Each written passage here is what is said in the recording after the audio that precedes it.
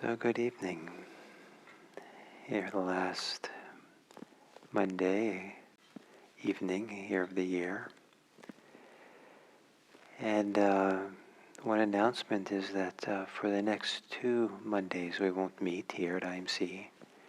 But we'll hopefully start again on the 16th of January.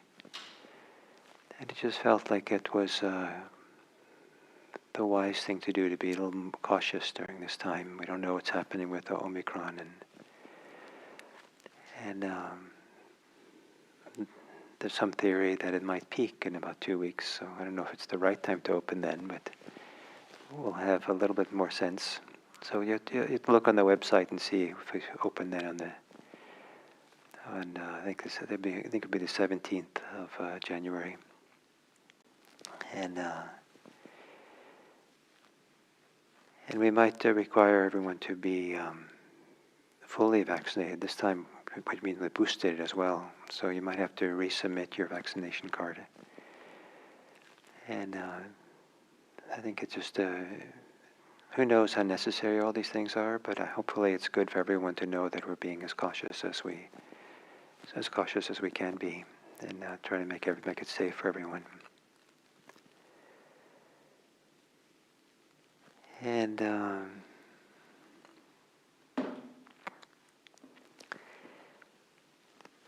so I find it rather amusing that the English word for the current last month of the year, they say it's the 12th month, right? And but the word December comes from a Latin word that means 10. It's 10th month. So if you know Latin, that must be very confusing. And November means 9th in Latin. October means 8th. September is 7th. And so, we're a little bit confused in the English language about what we're actually commemorating here.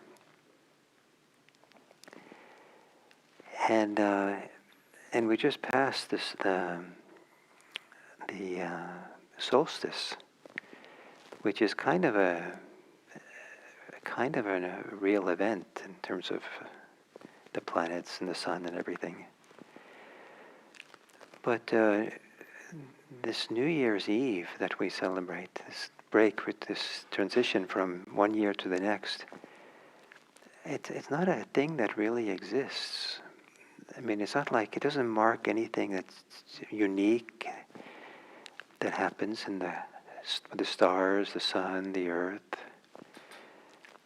It's just a kind of arbitrary day that somehow was used to mark the end of an arbitrary year, where we're confused about the names of the months. And nothing really will change between, from the 31st of December to the 1st of January, except the clocks that somehow, and the computers and all these things will mark the time as being changed. But in the non-human world, there's nothing really that happens of any particularly import, as far as I know.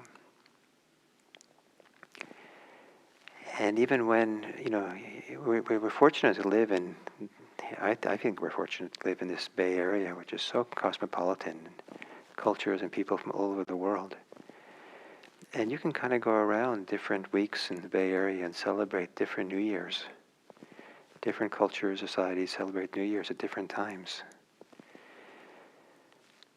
Some have some marked by the lunar calendar, not the solar calendar. So why I like this thing about reflecting on New Year's Eve this way is that we see that it's a convention. It's a construct of the human mind. Some people who've made up this calendar, and we live by it. And but I don't want to dismiss it because it's a construct, it's a convention. But the conventions and constructs that we have so we can share our life together. they're made by people so that they can kind of support each other or kind of be on the same page, the same year, and the same kind of communication together in a certain way. And if we share some of the same conventions, the conventions link us. They make a connection between us. And so, I don't know how many of you might stay up until midnight on the 31st. But I don't know if people still do this. When I was young, there were people who would stand on a chair, and when midnight came, they would jump into the new year off the chair. It really worked. They got there into the next year, and the people who didn't jump got there as well, but maybe somehow you got there better when you jumped. But still, it's something that people do together. Some people party, some people come together, and there was a time when people came together much more in the last couple of years. And I think it's important for people to come together, and I thank those of you who came here today to sit this together. I find it precious that we're meditating together. Thank you. And we share these conventions, and they link us. They link us and kind of organize our lives, and we kind of share the conventions and share the life in some ways. But for me, it's more important, it isn't that they link us, but rather they're channels of communication. And the question is, what are you communicating when you use shared conventions? And that is what I find is most interesting about this, what I'm trying to say today. What are you sharing? What are you communicating when you use a convention? When you simply say, how are you to someone? Hi, how are you? And a lot of people in English don't really want to know how you, they say, how are you? They don't really want to know how you are. You say, oh, I'll tell you, sit down. You have an hour? I'll tell you. They don't really want to know. They just want to know that it's kind of like a convention to say hello and I see you. And so you say, by the convention, sometimes you say fine. And then how are you? And fine. And then you can go on to the business you have to do. It's just a kind of little dance you do to get connected. Maybe it can be a little communication or friendliness or recognition. There are some cultures where they say hello the word for hello is I see you. Isn't that kind of nice? I see you. And so we're communicating through the conventions that we use. And this I find precious. And what do you communicate when you use the conventions? When you say hi, how are you? When you say Happy New Year, Happy Holidays, or whatever you say, you're participating in conventions that we share. And what are you communicating? What is traveling in your words to the other person? Is it friendliness? Is it kindness? Is it recognition? Is it a feeling of shared humanity? That we're in this journey together, we're accompanying each other, that we're caring for each other, that we are respecting each other? Or is it something else?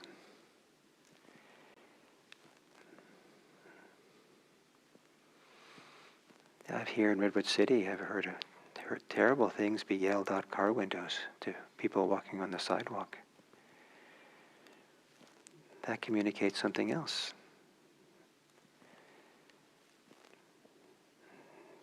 To not say how are you to someone, maybe that communicates a little more of an indifference, some different feeling. So what are we communicating in the conventions? So one of the things that happens when people practice vipassana, mindfulness practice, there's a kind of deconstruction process that goes on.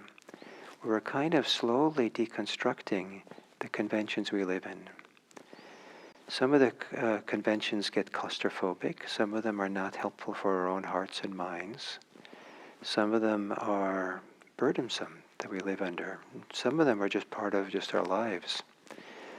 But as we sit and get quiet in meditation, calmer and calmer, the calmer mind is no longer participating in all the conventions. And for some brief moments, perhaps in meditation, a good percentage of the usual constructs of the mind, thoughts, ideas of who I am and other people are and what I'm supposed to do and what I'm supposed to accomplish, and my to-do list is forgotten. My concerns of work are put aside for a few minutes. And we experience a calmness or peacefulness, a letting go. We experience our life, our world, ourselves, to some degree free of all the constructs, the ideas, the beliefs, the to-dos, the identities that we live by. And it can be a relief to put it all down. And the more we can do that, the more then we can see, we can recognize when we reintroduce the conventions, when we reintroduce interpretations, reintroduce thoughts and ideas and projections and assumptions and judgments, and that we have about ourselves, others, the world around us. And that's a special place to be able to watch how these things come back in. So if you feel pretty calm in meditation, pretty peaceful, and things are pretty good and quiet, and you leave meditation to go out here to find your shoes, and you see your shoes, and probably none of you have these kinds of thoughts, but you see your shoes and you say, oh, they're those old, tired shoes of mine that really are an embarrassment to humankind. And I hope no one notices. You've now introduced a whole series of conventions, constructs, and ideas. To watch it come in, to watch the mind pick it up. Oh, there are my shoes, they're tired and old, they're embarrassed. And watch it as thoughts coming up. And be quiet enough to see it arise and say, no, thank you. Say, I don't need to go there. I don't need to pick that up. This is optional.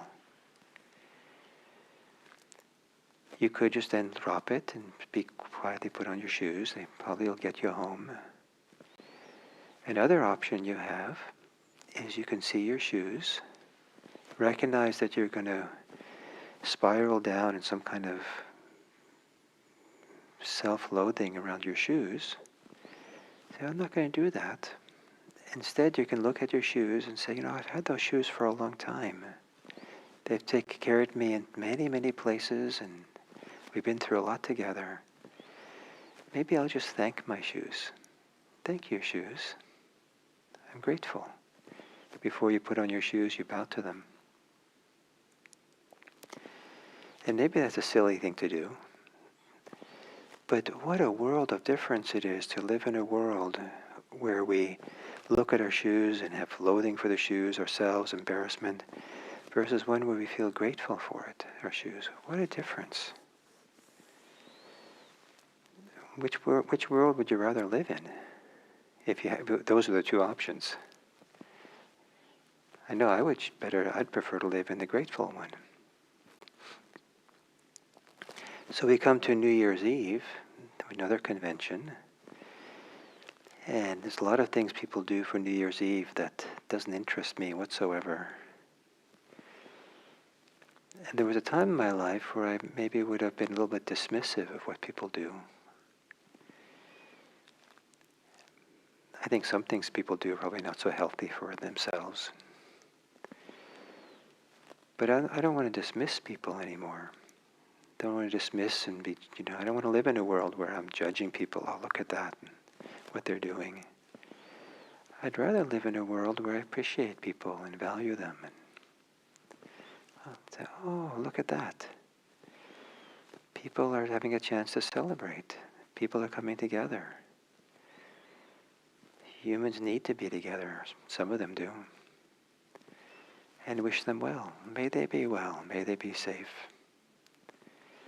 And if those are the only options, those two, to be dismissive or to think well about them and wish them well, I'd rather live in the latter.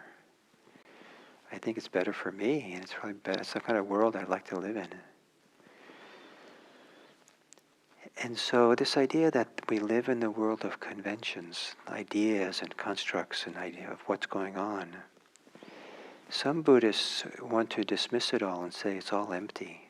It's all not real. We want to stay close to what's real. And some Buddhists will say, well, maybe they're not real in some kind of absolute way, but they're real enough in the sense of we have a choice how to use them. And use them well. You make choices like that all the time.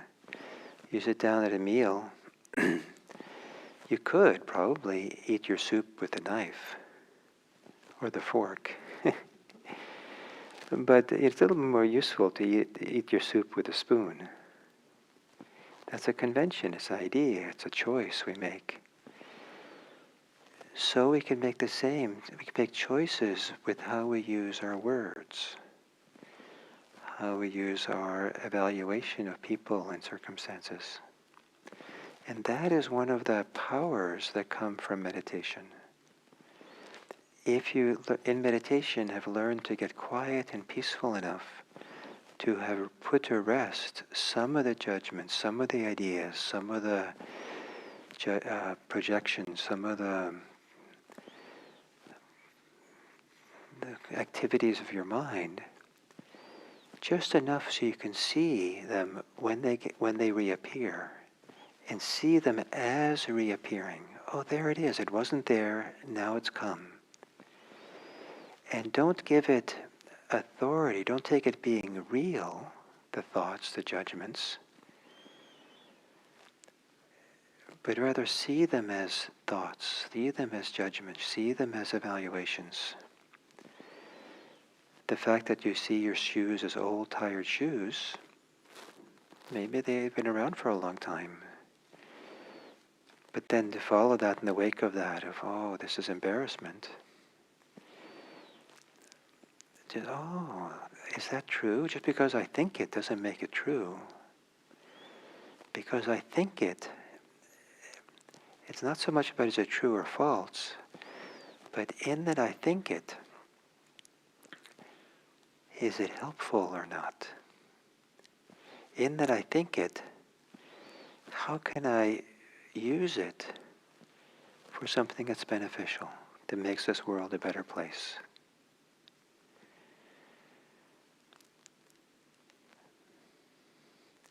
And this, tireless or continuous dedication, love, devotion to making this world a better place.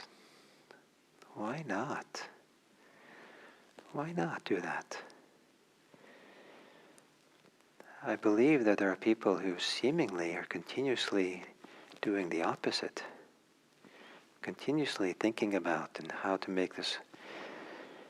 Maybe they're trying to make a better life for some people, but they're making other people miserable. But what if we make this world a place that we care for people and try to make it good for everyone? And you might say that that's a moral choice. I'd like to say that it's not a moral choice exactly, but rather it's the more healthy choice for our hearts and our minds. And so even as simple as how you go to put on your shoes as you leave here, if by the time you get to the shoe rack and you remember, wow, if I rush home right now, I think if I really raced home and gun in my car and maybe hope there's no police on the freeway and just really get there. I'd get back just in time for the beginning of the TV show. That's a choice. Or see those thoughts arise and say, wait a minute, what world do I want to live in? Do I want to live in a world that's rushing and dangerous? Or is there better things to do? Is there healthy things for my heart and my mind? A healthy way to drive, healthy way to leave, stay connected to myself. And that kind of questioning is the kind of questioning that I believe comes from doing Buddhist practice. Buddhist practice is not a magical pill that you just do the practice and everything will be glorious and wonderful. But Buddhist practice is one that gives us the knowledge, the material, the capacity to see what we're doing moment by moment, to choose the healthy option. In our words we speak, and the actions we do, and even the thoughts that we have. And to do that in a regular way, ongoing way, begins to kind of change the inner and outer environment. There's less stress. There's less fear and anxiety. There's less tension that we carry with us. And there's the opposite. The rewards are huge. The benefits are fantastic.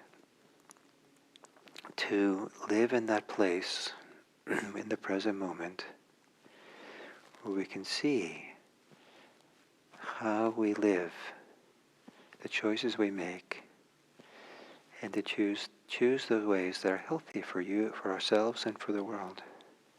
Do things beneficial for self and others. Then all the conventions we use, the communications we have, to never dismiss anything, but always to see, how can this be used? How can this be a channel where I can spread goodness, freedom, kindness, compassion, love. So we come to this end of the year, beginning of the next year, and we have all these conventions that we do. And one of the conventions is to kind of review the year and to set an intention for the next year. And it's that can be a nice thing to do. And what I hope is that we keep making that resolve, that intention over and over again. It's how we live our lives. It's not something we do once a year. And so it's a life, and Buddhist life is a life of making choices, resolves, intentions all the time, but not in a way that's tiring, but in a way that's obvious. It's so obvious that if you're going to drink the soup, you do it with a spoon. To try to eat the soup with a knife, it's, maybe once a lifetime it's okay to try, but it's, it's a kind of, which is the easy choice, the spoon.